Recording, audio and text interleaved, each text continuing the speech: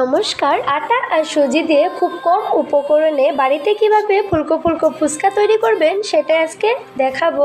আসুন তাহলে রেসিপিটি জেনে নিই কিভাবে উপকরণ দিলে ফুলকো ফুলকো ফুচকা হবে। প্রথমে 1 কাপ সুজি আর 1 কাপ আটা দিয়ে সামান্য একটু নুন দিয়ে ভালো করে মিক্স করে নিতে হবে। এবার অল্প অল্প জল দিয়ে ভালো করে ডোটা মেখে নেব। আটা আর ময়দার পরিমাণটা কিন্তু ঠিকঠাক না হলে ফুচকাগুলো ফুলবে না।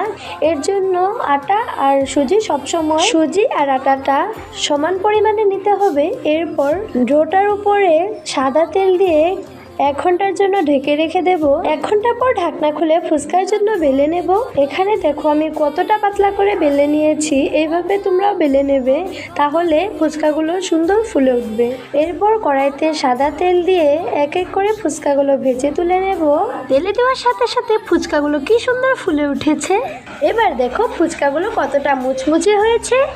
আলু মাখা করার জন্য একটা থালাতে বেশ কিছুটা আলু নিয়ে এর উপর পেঁয়াজ কুচি, ধনেপাতা কুচি, শুকনো লঙ্কা বাটা, কাঁচা লঙ্কা কুচি, চাট মশলা, সামান্য পরিমাণে নুন আর সরিষার তেল দিয়ে ভালো করে মেখে এরপর সিদ্ধ করে রাখা মটর আর লেবুর রস দিয়ে বেশ ভালো করে মাখিয়ে নিলেই তৈরি আলু মাখা। দেখো আলু মাখাটা দেখতে কতটা সুন্দর লাগছে। এবার টক জল বানানোর জন্য বেশ কিছুটা পরিমাণে জল দিয়ে এবার জলের উপরে তেঁতুলের যে বীজগুলো আছে সেগুলো ফেলে দেব আর জলের সাথে তেঁতুলগুলোকে ভালো করে মিক্স করে নেব।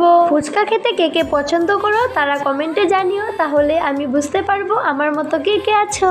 টক জলের উপর গন্ধরাজ লেবুর রস দিয়ে স্বাদ মতো নুন, ধনেপাতা কুচি, কাঁচা লঙ্কা কুচি আর শুকনো লঙ্কা দিয়ে এবার উপর দিয়ে চাট মশলা দিয়ে ভালো করে মিক্স করে নেব, তাহলে টক জল তৈরি হয়ে যাবে। ভিডিওটি যদি ভালো লেগে থাকে তাহলে লাইক, কমেন্ট, শেয়ার দিয়ে আমার পাশে থাকবেন আর নতুন নতুন ভিডিও পেতে আমার পাশে থাকবেন। বাই বাই, দেখা হচ্ছে নতুন একটা ভিডিওতে। ভালো থাকবেন, সুস্থ থাকবেন।